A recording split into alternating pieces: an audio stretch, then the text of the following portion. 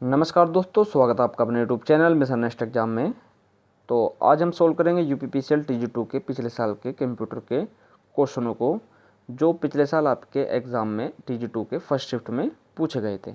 और आपको पता ही होगा, इस एग्ज़ाम में आपके दो भाग होते हैं। प्रथम भाग जो होता है वो कंप्यूटर का होता है, जिसमें आपको 50 क्वेश्चन पूछे जाते हैं और ये 50 नंबर का ही आपका एग्ज़ाम होता है।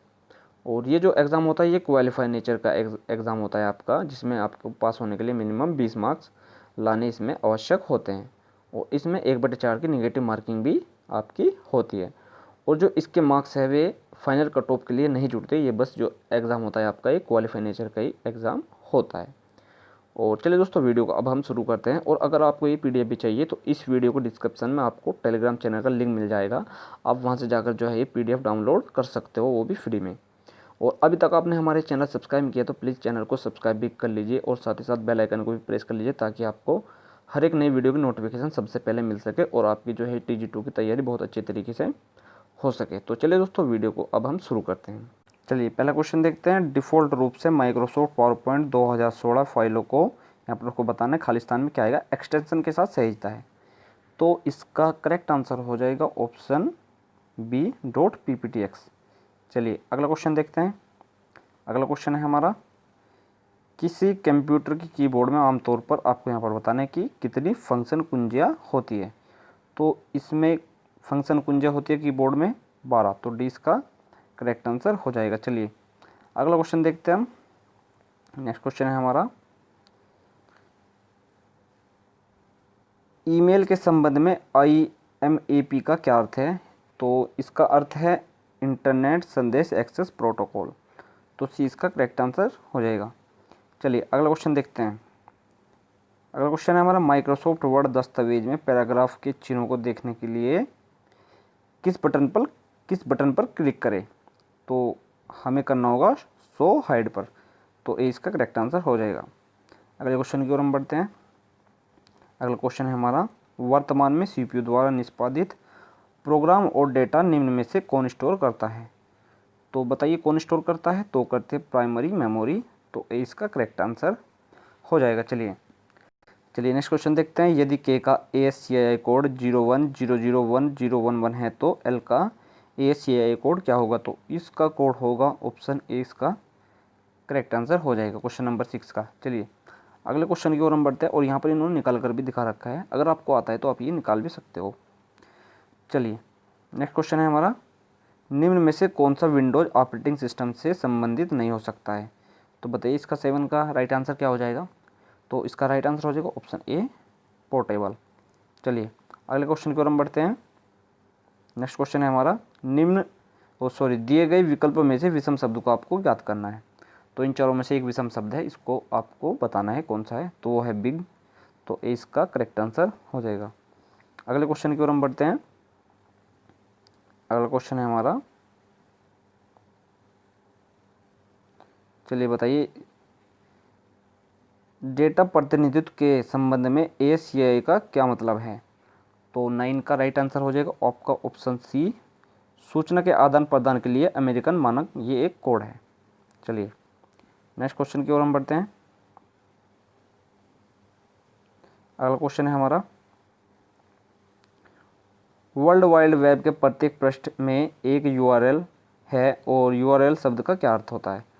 तो 10वीं का राइट आंसर बताइए आपका क्या होगा। तो 10वीं का राइट आंसर हो जाएगा आपका option B, uniform resource locator. चलिए अगले क्वेश्चन की ओर बढ़ते हैं।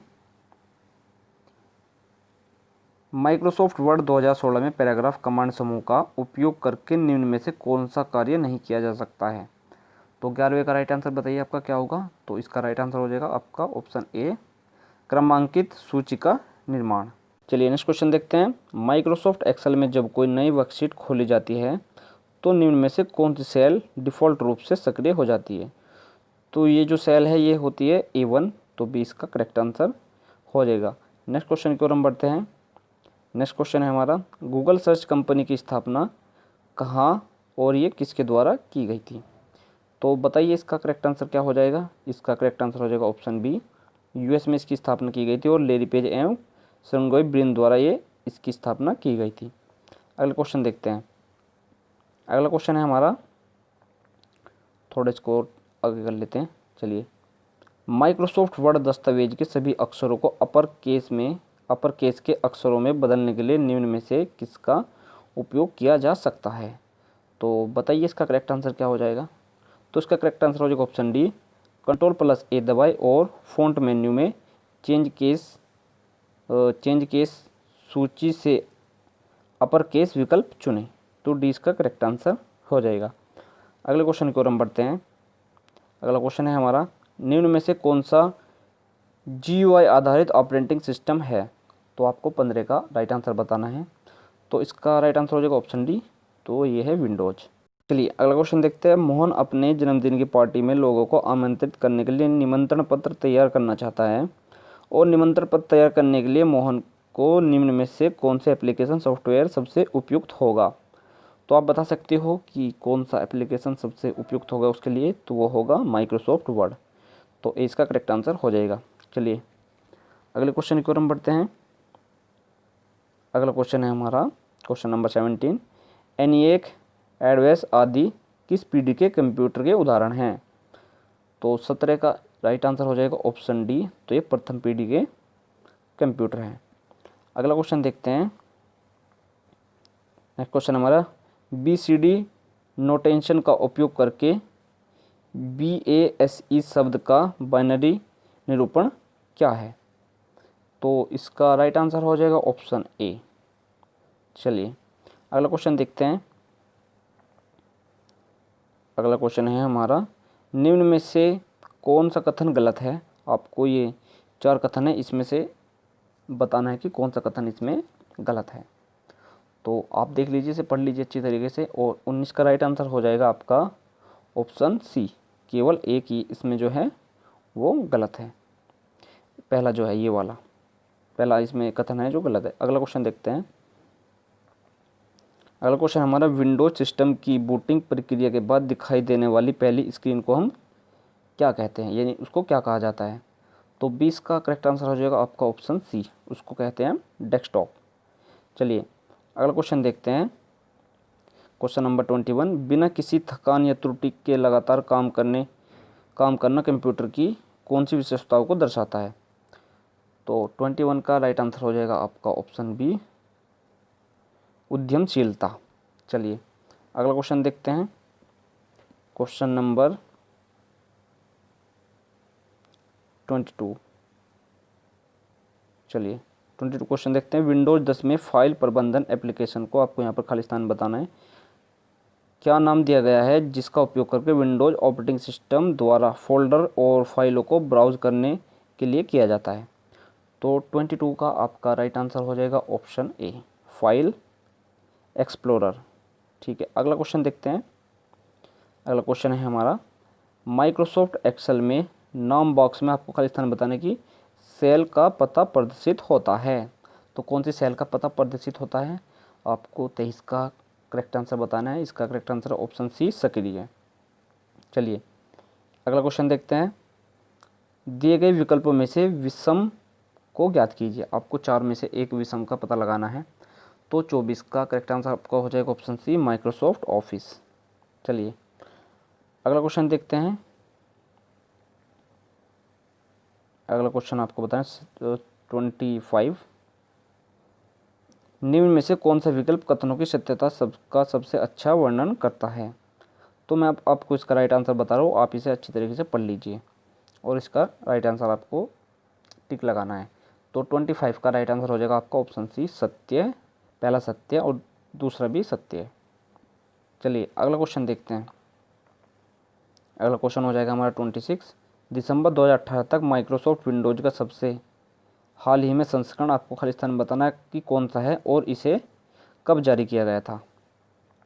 तो 26 का राइट आंसर हो जाएगा आपका ऑप्शन सी, तो ये विंडोज़ 10 और इसे 2015 में जो है लॉन्च किया गया था। अगला क्वेश्चन देखते हैं 27, माइक्रोसॉफ्ट एक्सेल 2016 निम्न में से कौन सा वैध फंक्शन नहीं है? तो 27 का राइट आंसर हो जाएगा आपका ऑप्शन बी। चलिए अगला क्वेश्चन देखते हैं, आप इसे अच्छी तरीके से पढ़ लीजिएगा। अगले क्वेश्चन की ओर हम बढ़ते हैं। 28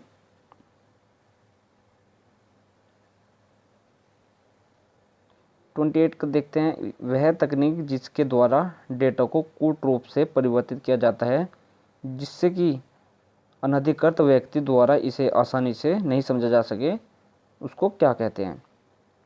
तो 28 का आपका राइट आंसर हो जाएगा ऑप्शन ए, एनक्रिप्शन। चलिए अगला क्वेश्चन देखते हैं। अगला क्वेश्चन है हमारा 29, निम्न में से कौन सा कथन आपका गलत है? तो मैं इसका राइट आंसर बता रहा हूँ, आप इसे पढ़ के अच्छी तरीके से पहले चेक कर लीजिएगा। तो 29 का इसका राइट आंसर हो जाएगा ऑप्शन सी, केवल एक सही है, सॉरी एक गलत है, कथन एक हमारा ये गलत है।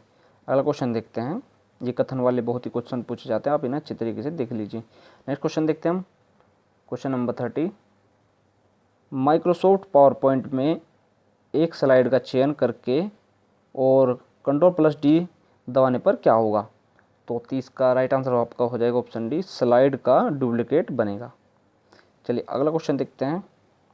अगला क्वेश्चन है हमारा 31, माइक्रोसॉफ्ट वर्ड दस्तावेज में किसी एक शब्द का चयन करने का एक सही तरीका निम्न में से कौन सा है? तो 31 का राइट आपका आंसर हो जाएगा ऑप्शन ए, चुने जाने वाले शब्द पर डबल क्लिक करें। अगला क्वेश्चन देखते हैं, क्वेश्चन नंबर 32, निम्न में से कौन सा लिनक्स का मुख्य घटक है जो हार्डवेयर के साथ इंटरेक्ट कर सकता है? तो 32 का राइट आपका आंसर हो जाएगा ऑप्शन सी, कर्नेल। चलिए नेक्स्ट क्वेश्चन देखते हैं, स्लाइड शो में स्लाइड बदलने का तरीका निम्न में से किसी निरूपित करता है? तो आप बता सकते हो किस निरूपित करता है? तो ये निरूपित करता है स्लाइड ट्रांजिशन को, तो ए इसका करेक्ट आंसर हो जाएगा। चलिए अगले क्वेश्चन की ओर बढ़ते हैं। 34, निम्न में से कौन सा एक संसाधन प्रबंधक के रूप में कार्य करता है और उपयोगकर्ता और हार्डवेयर के बीच इंटरफेस प्रदान करता है? तो ये करता है ऑप्शन बी, ऑपरेटिंग सिस्टम। चलिए अगला क्वेश्चन देखते हैं। अगला क्वेश्चन है हमारा, निम्न में से किसे बेंच ऑपरेटिंग सिस्टम को समर्पित किया नहीं जा सकता? तो 35 का करेक्ट आंसर हो जाएगा ऑप्शन बी, कम टर्न अराउंड समय को। अगले क्वेश्चन की ओर हम बढ़ते हैं। अगला क्वेश्चन है हमारा, निम्न कथनों की सत्यता का सबसे अच्छा वर्णन कौन सा विकल्प करता है? तो पहला कथन है हमारा, वायरस, ट्रोजन और कुंजलॉकर उपयोगिता सॉफ्टवेयर के उदाहरण हैं। दूसरा कथन है हमारा, विंडोज और लिनक्स सिस्टम सॉफ्टवेयर के उदाहरण हैं। तो इसका राइट आंसर हो जाएगा ऑप्शन ए, यानी कि जो पहला है ये गलत है और जो दूसरा कथन है ये सही है, तो ये इसका करेक्ट आंसर हो जाएगा। अगले क्वेश्चन की ओर हम बढ़ते हैं। अगला क्वेश्चन है हमारा, वेब पेज एक दूसरे से किस माध्यम से जुड़े होते हैं? तो 37 का राइट आंसर हो जाएगा ऑप्शन है, तो ये हाइपरलिंक से जुड़े होते हैं। चलिए नेक्स्ट क्वेश्चन देखते हैं। माइक्रोसॉफ्ट एक्सेल फंक्शन काउंट की निम्न में से कौन सी सही व्याख्या है? तो 38 का राइट आंसर हो जाएगा ऑप्शन डी, यह एक रेंज में सेल की संख्या को गिनता है जो खाली नहीं है। चलिए अगला क्वेश्चन देखते हैं। अगला क्वेश्चन है हमारा, निम्न में से क्या कंप्यूटर नेटवर्क का लाभ नहीं है? तो इसका राइट आंसर हो जाएगा ऑप्शन सी, सुरक्षा और खतरे। चलिए अगला क्वेश्चन देखते हैं। अगला क्वेश्चन है हमारा, माइक्रोसॉफ्ट एक्सेल वर्कशीट की किसी सेल में मान दर्ज करते समय प्रविष्टि को रद्द करने के लिए आपको कौन सी जो है कुंजी ये दबानी होगी? चलिए हमें कुंजी दबानी होगी एस्केप की, तो सी इसका करेक्ट आंसर हो जाएगा। चलिए अगले क्वेश्चन की ओर हम बढ़ते हैं। निम्न माइक्रोसॉफ्ट एक्सेल फंक्शन का परिणाम क्या होगा? यानी कि जी लिखा हुआ है, तो इसका परिणाम क्या होगा? तो इसका परिणाम हो जाएगा 4, तो सी इसका करेक्ट आंसर हो जाएगा। चलिए नेक्स्ट क्वेश्चन देखते हैं। निम्न में से कौन सा एक समय में कई उपयोगकर्ताओं को सपोर्ट कर सकता है? तो इसका राइट आंसर हो जाएगा ऑप्शन डी, मिनी कंप्यूटर। चलिए अगला क्वेश्चन देखते हैं। नेक्स्ट क्वेश्चन है हमारा, माइक्रोसॉफ्ट एक्सेल में फॉर्मूला बार के बाईं ओर प्रदर्शित ये आपको चिन्ह दिख रहा है वी आकार का, के चिन्ह आपको खाली स्थान बताना के बटन को दर्शाता है। तो किसके बटन को दर्शाता है? तो 43 का राइट आंसर हो जाएगा आपका ऑप्शन सी, तो ये दर्ज को दर्शाता है। अगला क्वेश्चन की ओर हम बढ़ते हैं। ASCII 7 एक 7 बिट कोड है और यह विशिष्ट रूप से अधिकतम आपको खाली स्थान बताने की वर्णों को निरूपित कर सकता है। तो 44 का राइट आंसर हो जाएगा ऑप्शन सी। तो ये 127 वर्णों को निरूपित करता है। चलिए अगला क्वेश्चन देखते हैं हम। जब निम्न माइक्रोसॉफ्ट एक्सेल फंक्शन को सेल में दर्ज किए जाते हैं तो परिणाम क्या होगा। तो ये दर्ज किया जा रहा है और इसका जो परिणाम निकट कर आएगा एक्सेल में वो क्या होगा। तो 45 का राइट आंसर होगा ऑप्शन डी। तो ये हैज़ नेम आपको निकल कर आएगा। चलिए अगला क्वेश्चन देखते हैं। माइक्रोसॉफ्ट एक्सेल में शीर्षक बार एप्लीकेशन विंडो के आपको खाली स्थान बताने की दिखाई देती है। तो 46 का राइट आंसर होगा ऑप्शन ए। तो ऊपर ये दिखाई देगी। चलिए अगला क्वेश्चन देखते हैं। अगला क्वेश्चन हमारा निम्न में से कौन सा विकल्प निम्न कथनों की सत्यता का सबसे अच्छा वर्णन करता है। तो पहला हमारा कथन है किसी वर्ड टेबल में विषम संख्या में पंक्ति या स्तंभ नहीं हो सकते। दूसरा कथन है किसी वर्ड टेबल में कॉलम की न्यूनतम संख्या 2 है। तो इन दोनों कथनों में से आपको बताना है कि कौन सा जो सबसे अच्छा ये वर्णन करता है। चलिए 47 का राइट आंसर हो जाएगा ऑप्शन डी। दोनों ही ये गलत है, पहला भी और दूसरा कथन, ये दोनों गलत हैं। चलिए अगला क्वेश्चन देखते हैं हम। Question number 48। चलिए निम्न में से कौन से कथन गलत हैं। तो पहला कथन है हमारा इंटरनेट के कई छोटे नेटवर्क का एक विश्वव्यापी नेटवर्क है। दूसरा कथन है हमारा इंटरनेट दूर के स्थानों पर स्थित कंप्यूटरों के बीच फाइलों के हस्तांतरण की सुविधा प्रदान करता है। तो 48 का राइट आंसर हो जाएगा ऑप्शन सी। न तो एक सही और न ही दो सही। तो दोनों जो है कथन गलत है। अगला क्वेश्चन देखते हैं। अगला क्वेश्चन है हमारा 49। निम्न में से कौन सा एक नेटवर्क कार्ड है जो किसी कंप्यूटर के अंदर इंस्टॉल है जो इसे नेटवर्क से कनेक्ट करने में सक्षम बनाता है। तो 49 का राइट आंसर हो जाएगा आपका ऑप्शन बी लैन कार्ड। चलिए अगला क्वेश्चन देखते हैं हम। क्वेश्चन नंबर 15 और लास्ट क्वेश्चन है निम्न में से किस श्रेणी की फाइलें आमतौर पर ईमेल अटैचमेंट के रूप में भेजने की अनुमति नहीं है। तो 50 का राइट आंसर हो जाएगा आपका ऑप्शन सी .exe या .bin फाइल्स। तो चलिए दोस्तों आज के लिए बस इतना ही। आज की वीडियो हम यहीं समाप्त करते हैं और आपको ये पीडीएफ चाहिए तो इस वीडियो के डिस्क्रिप्शन में आपको टेलीग्राम चैनल का लिंक मिल जाएगा। आप वहां से जाकर ये जो है पीडीएफ डाउनलोड कर सकते हो। और लिंक के माध्यम से आप हमारे टेलीग्राम चैनल तक नहीं पहुँच पा रहे तो आप टेलीग्राम में चाहिए और सर्च बार में वहाँ पर लिखिए मिशन नेक्स्ट एग्जाम ऑफिशियल और हमारा वहाँ पर चैनल आ जाएगा। आप वहाँ से जाकर ये जो है पीडीएफ सारी डाउनलोड कर सकते हो, वो भी फ्री में। और अब जो हमारी नेक्स्ट वीडियो होगी वो हिंदी और इंग्लिश के क्वेश्चनों की होगी जो यूपीपीसीएल TG2 के एग्ज़ाम में पिछले साल पूछे गए थे।